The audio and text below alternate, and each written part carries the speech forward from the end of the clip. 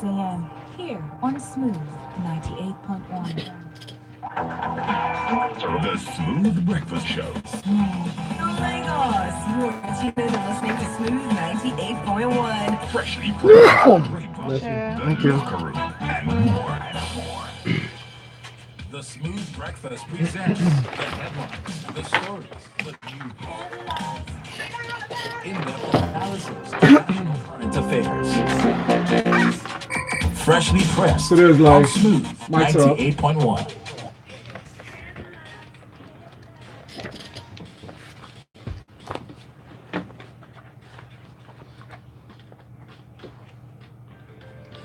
A very good morning to you, and thanks for staying with us here on Smooth Breakfast. It's at Smooth 98.1 FM Lagos. This morning on Freshly Pressed, we're streaming live on YouTube, so go to YouTube and type Smooth 981 FM Lagos. You'll find us there. Hit the subscribe, so every time we come live, you get to know first. You can also leave a comment there on YouTube. Thanks for joining us. On WhatsApp, the number is 0809 440 981. That's for messages. 0809 444 0981. Also on Twitter, we're at Smooth981FM. The hashtag is freshly pressed 981. You can leave your message with that hashtag so we can find it there and go through with it. Now, with us to do detailed analysis, actually do justice to the stories this morning, we have three analysts. We have Esho1 on Twitter. His name is Ayo. Good morning, Ayo. Good morning, Valentine. Thanks for joining us, Ayo. Thank you very much for having me. And also Tunde, thanks for coming in on the Monday. Big Coops, that's his Twitter handle. Good morning, Tunde. Good morning, Val. Very well. And Cheta is at Chickster. Good morning. Welcome. So I'll start with you, Cheta, with a story from Vanguard newspaper. PDP rejects Ekiti governorship election results. The People's Democratic Party had described Saturday's governorship election in Ekiti State as electoral bandit. They're saying that the exercise should be cancelled. And the chairman is saying that they are going to sit down and pretty much decide what they'll do next. The next line of action will be, they said the results is rejected based on the fact that it was different from those obtained by their agents at the various polling units. What's your say on this? Nicely worded threats, if I can call it that. But the truth is, this is based on observations by my people that were in the field. The truth is that this election in Ekiti, as tragic as it was a case of Konima and Konima burial. Both parties behaved rather, to put it politely, rather on. Sharing money was very brazen. So if PDP is to follow through with their threats and all whatnot, I hope that their evidence gathering game was on flick. What worries me is not PDP's blitzing, because again, I must reiterate that they were as guilty of as APC in trying to buy votes. What worries me really is the larger implication of what has now become the brazen legitimization of vote buying. My rough calculations indicate that on Saturday alone, about 800 million naira was spent buying votes, outright buying, as in giving people hard cash for votes. So it wasn't just a speculation on social media, it's actually what happened. I had two people on the ground. There are videos. They are saying you vote, somebody comes to identify that you actually voted the way the agents wanted, and then they will exist for that. Now, this money will have to be repaid to the people who signed the check. And the lesson to other people is that elections in Nigeria are now totally up for sale. So why bother campaigning? The larger implication of this is that the gains we have made slowly over the previous 16 years have been eroded in the last 3. For example, State, I've attended a debate in Osun, I've attended a debate in Edo. Candidates all turned up. And what this message that it is not policy or governance that is the issue now, but cash to spend. Don't you think it's too quick to make that assertion? Because I mean, looking at Ekiti State, that has been has had a government that's really been against the ruling party, so to speak, on the national scene or national front. Would you say this is just peculiar to Ekiti State, or wouldn't this be too quick to judge in a general sense for 2019? The same camp have actually turned up in most of the recent elections. In Anambra, vote buying was quite brazen. In Edo, it happened. As in, I suspect that we will have, though not on the same level as Ekiti, but I suspect that we will have vote buying in Osun in 2 months' time. Thank you very much. Remember, you can send your contribution, comments, and observations to 0809 444 981 while the show is on. That's our WhatsApp number, 0809 444 981. Coming to Ayo with this story from Punch newspaper next. Members of the House of Representatives are to question former President Olusegun Obasanjo, former President Goodluck Jonathan. Both are going to be questioned over the recovery of the money stolen by the former military head of state, late General Sani Abacha. We thought we had seen the end to these monies. We recall the 322 million US dollars from that loot, that same coffer, is being alleged or really put down to be paid to the poor. Now they're saying they're going to go question these former heads of states in their homes, which is the first, and really ask them questions as to, finding out where the other monies that were, recovered in previous administrations are right now and how they've been spent. What's your take on this? So they just woke up and realized that, okay, there were money that were recovered in the past, and now they want to find out how it was spent, how it was recovered, over the terms and conditions attached to those. Well,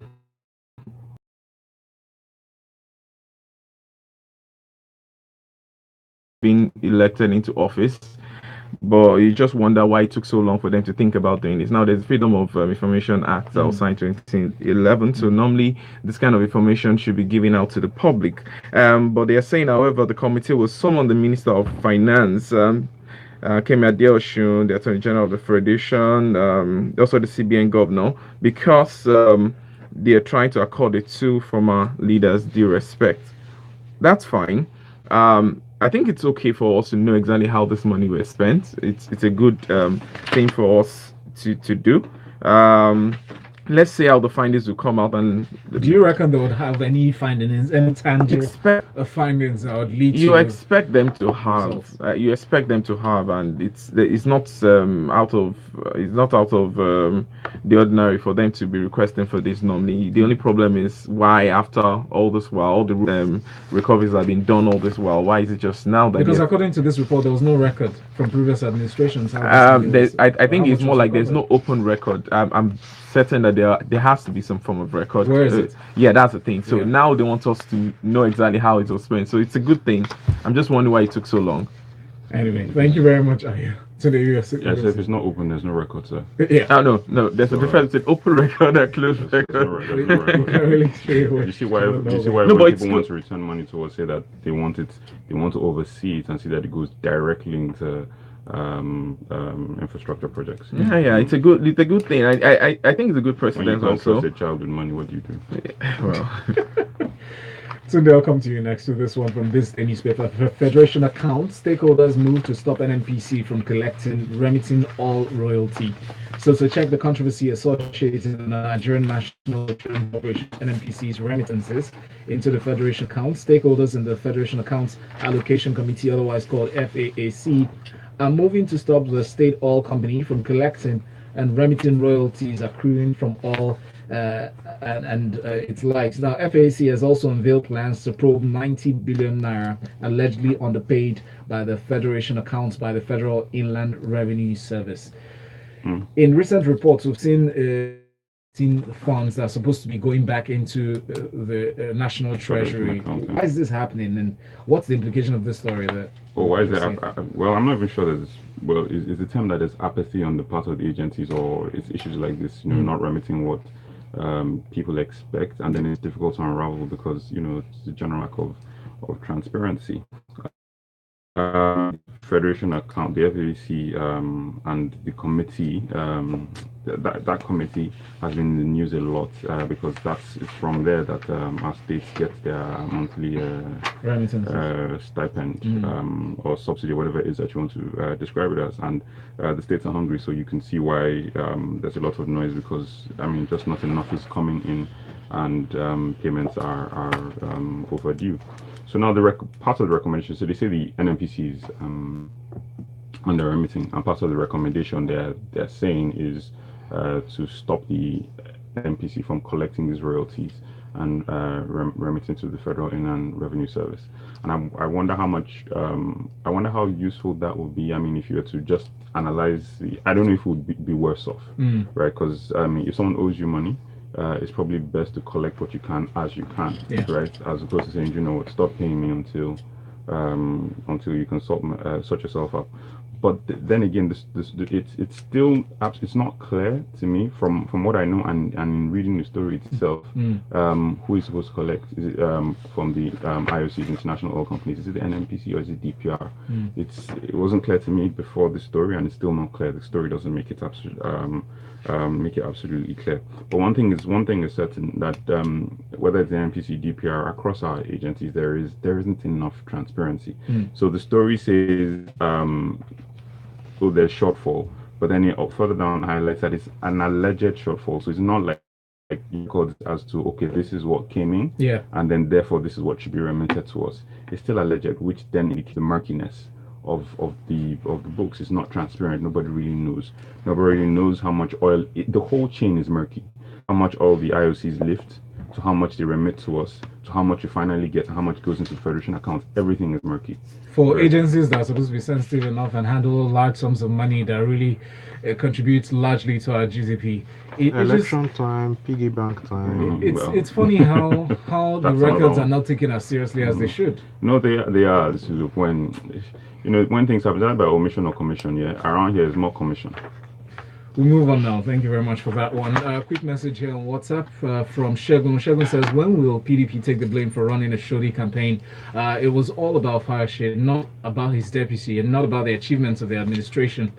And that's in reaction not about to the fact that they didn't pay salaries. Oh. That was a turning point. MI from Akoka says, of course, the umbrella has the right to redress, to seek redress. I think one party outsmarted the others in vote buying. People give you any amounts, you go in and vote and show the agent your voter slip, then collect the balance. Cheta put it very aptly. The elections now belong to the highest bidder. Interesting. Chibuna says, good morning all. The election was clearly rigged by exciting and influencing voters with money. Cheta, what was the total FAAC allocation to Ekiti from 2015 to 2018? It should be about 98 billion, is what he said. But the money that exchanged hands this month is close to 20 billion. So would it be safe to say the GDP per capita in Nigeria is equivalent to the bribe paid to each voter? Chibuna asked that one. Another one from Chris in Ayo Esho says, unfortunately, how some Nigerians monetize their future. If we continue this way, there will never be change. Good morning. Keep your messages coming in. Also use the hashtag freshlypressed981 if you are on Twitter. The next story here from Vanguard newspaper. Osun approves 377 million naira loan for rice farmers. In this story, Ayo said the Osun state government has approved that said amount, 377.1 million naira agricultural loan for 1,000 rice farmers to cultivate 1,000 acres of hectares rather of farmland in the state. According to this, he said he also mentioned a loan that was approved by the state executive council as requested by the state Ministry of Agriculture and Food Security. And that's the said one given to farmers. Really, is this weighing on the story and tell us the implications of this? Okay, this is actually interesting because I'm from Osun State, so I kind of pay attention to what's going on here. And does it excite you though? Well, it excites me based on the fact that it is to farmers. I mean, state. Well, I'm going to leave that anyway. So it's to the farmers, and it's a way of empowering the farmers. And this is also interesting because September is going to be the elections, and you remember INEC saying that the most people that voted in the last elections were artisans and farmers, fishermen and the likes. So this is going to make them happy, Now, there's another part that says that 2 billion naira was also for rehabilitation of 9 technical colleges. Now, that excites me a lot because I've always said that education is the future, What's funny is Osun State has 4 million people. So with a debt profile that we currently have in Osun State, which is 179 billion, it shows that every indigene will be paying close to like 2,237 naira per day, So it's the debt profile will still increased, but the good thing is when you take loans and you invest it into places like farming, into human capital generally, it's a good thing, and that's what excites me about this. Well, what's interesting to note here is farming is a practice that doesn't yield. I mean, you don't It's get long-term. returns immediately. Exactly. So how does the government plan to recoup this loans? Already the plan is to pay off the debt in 20 years. That's what they said. Now 20 years is a long time. I'm going to How not many be more very young. administrations? Just divide that by 4. But long term, it's good, and that's what I'm saying. That other than just playing to the gallery and just giving those loans out to make you look good, they're probably looking into the future. It's not a bad thing entirely. And we know exactly how it's being done mostly in Nigeria, where even though there are loans that are available, they, instead of them investing in other sectors, they invest in oil and gas, because that is, you can recoup that almost immediately. So it's long term, it looks more sincere. It's fine for me. All right. And hopefully gets to as many people as possible. Punch newspaper has this next story. Troops missing after Boko Haram attacked military base. And worrying news, some Nigerian troops are missing after Boko Haram insurgents overran a military base. According to this report, in a remote part of the northeast, security sources say that this is the second major assault on the armed forces in 2 days, and militants invaded the base, holding more than 700 soldiers in Yobe State, where they abducted over 100 girls from a school earlier this year. In an onslaught, this happened currently on Saturday night. Crazy news: the soldiers, about 23 of them, have not been found. They do not know where they are. Some vehicles have been carted away. Cheta. It's more 670, not 23. It's worrying on all fronts. I mean, it's one of the things that we track in my office. The attack was on 81st Division Forward Brigades, who had just come in from Lagos, and they were just rotated in, so they were fresh. And fresh also could be a disadvantage because they had not yet bedded in. That gives that worrying thing that the insurgents had some information. Secondly, the insurgents drove about 250 kilometers, give or take, from all the way to get it. It's the Musab al-Banawi faction. The day before, there was an assault against 151 Battalion of the Army, which has that's the one in which 20-something odd soldiers are missing. You see, the problem is that Boko Haram has more or less factionalized into 3 groups. You have the Al-Banawi faction, who are actively trying to form a government in territories that they control. They tax people, they mount roadblocks and provide some rudimentary form of governmental service. Meantime, the Shekau faction seems to be beginning to try to take over territory. They captured on July 10, which was 6 days ago, they captured Luru in Gire local government area in Adamawa. The CJTF, the Civilian Joint Task Force, tried to retake the town, but failed to do so and lost 4 men in the process. The Shekau faction has retaken or has overrun the villages of Gwamba, Kodomum, Kwaine, Botum, Larodong, Wuzon. Confirmed reports? Confirmed, and Co. And this is within the last few weeks, and they have started reprisals. On July 12, they attacked Mavari in Cameroon and beheaded a resident who accused of being an informant for the Cameroonian military.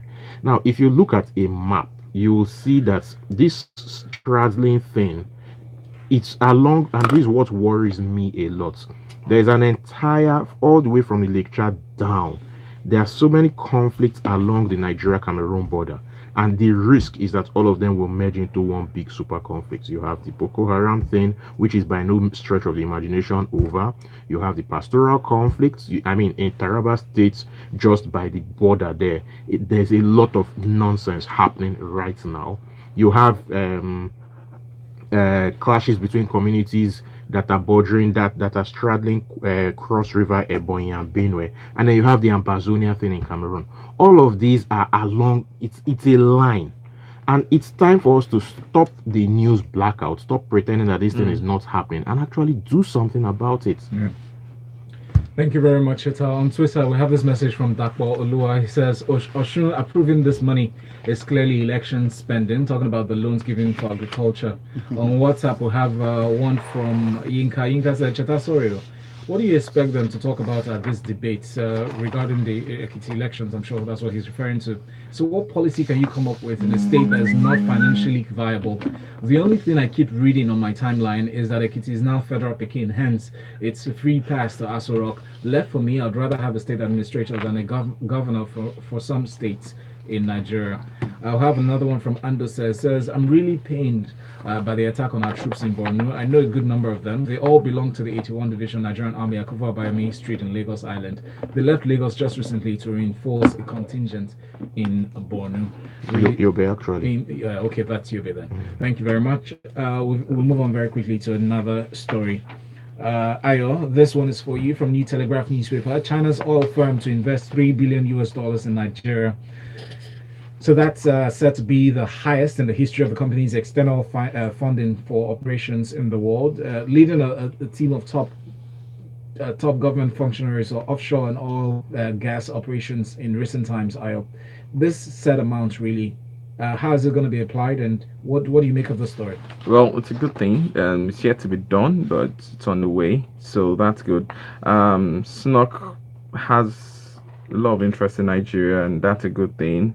Of course, we know that they have 5% in the OML 130. That's the Apple field, and they keep saying potentials in the oil and gas sector in Nigeria, and they keep investing in it. What I just hope is the deal is going to be done as quick as possible, because they said this is going to be the highest in the history, and then barrels per day will also increase, and by 2019 we'll be having additional 79,000 barrels a day. So it's good news in the time in which we have very few good news coming out.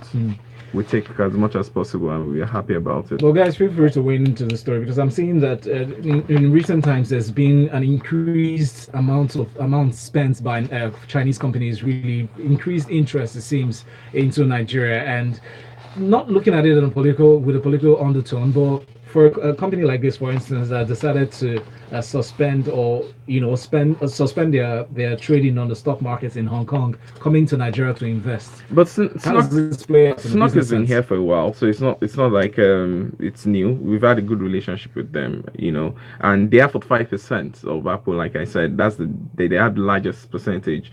So look, as much money, as long as it is not devious money that is coming to the country, we'll take it. And it's China. We've always money has no smell. You understand? So they are giving us all this money, right? Yeah. What do they expect in return? They want to make profit.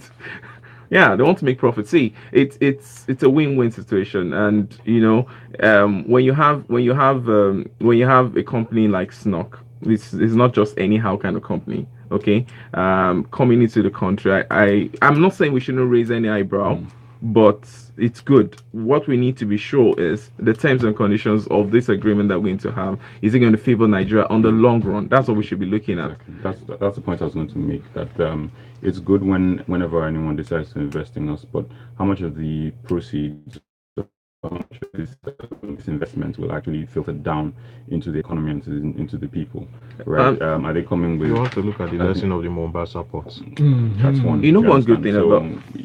is 80 to 90% all of this going to still be within Chinese hands and Chinese control, even though it's here? Here's the good thing about the proceeds of how much of that really will stay back in Nigeria. What the good thing about SNOC, about that's left, but SNOC usually doesn't operate most of the fields that they invest in. So like Apple is operated by Total, and yes, they have majority of the percent. So that's more jobs for Nigerians, because it's going to be operated here. Yeah, they're going to have a little bit of supervisory roles, and like they have investment in that. So it's still good. It's a win situation for us. We just have to get the maximum as much as possible. All right. So what he's referring to as SNOC is the China Offshore Oil Corporation, CNOOC. Thank you very much. Next story from Thisday newspaper. Cheta, I'll come to you. This one: gunmen killed 4, burn a patrol vehicle in Edo State. Flesh out the details for us, please.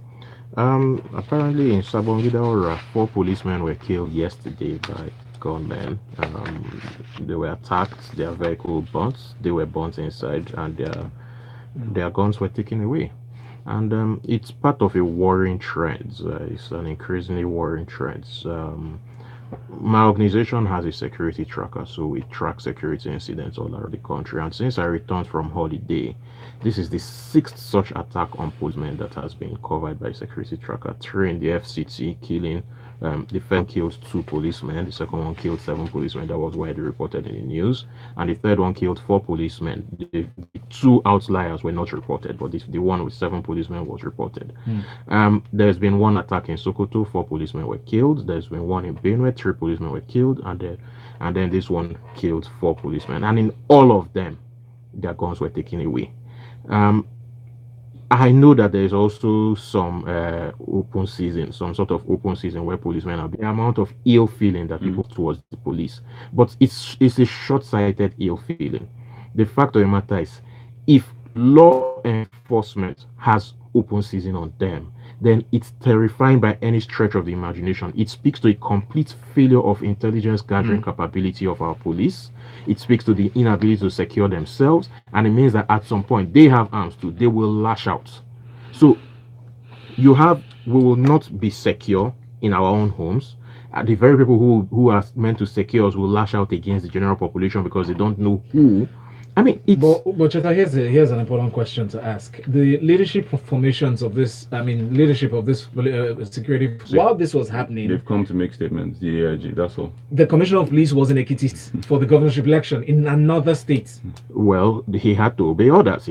His orders were to deploy. I mean, on those states virtually emptied out of policemen because they were all sent to neighboring Ekiti. Whose fault is that?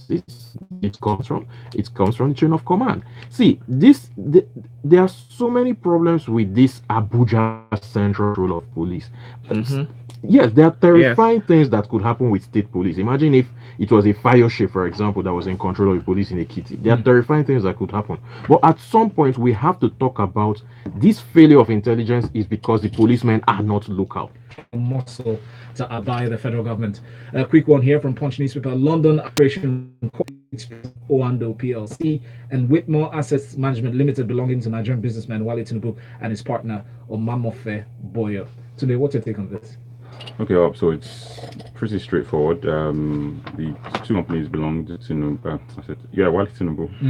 I was about to say Chagwan. Tinubu and his partner Boyo borrowed money from Ashbury, from a company, from an Italian Nigerian. Ashbury, where is it?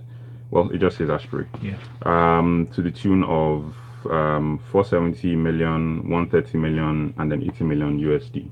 Right, and the amounts haven't been paid, which is the sum of this whole issue. And they've been trying to take it up. So, I mean, in 2017, they reported this to SEC, and this is what they had to SEC. Ashbury petitioned the Security and Exchange Commission in May 2017, accusing it of the mismanagement of Oando PLC, accusing management of Oando of mismanagement, hooked books, and deadness.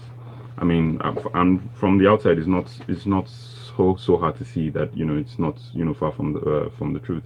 If you look at the results that they announced, and the way they keep raising revenue, that there's always a large figure. There's something not quite right, and that points to the fact that it borrowed a lot of money, and the business isn't able to pay it back as it should, and it's now gotten to the point where their creditors have taken them to court to say, look, let's sort this out.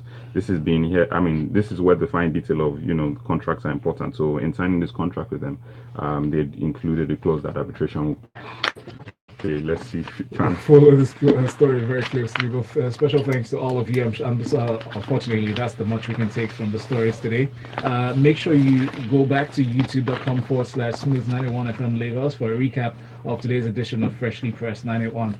Thanks to Cheta Chickstar on social media. At Big Coach, that's Tunde Okufi. Esho1 is Ayo. Thank you very much for coming in. Coming up next in 14 minutes, Lagos will talk sports inside of the locker room. Good morning. The headlines, the stories, the news.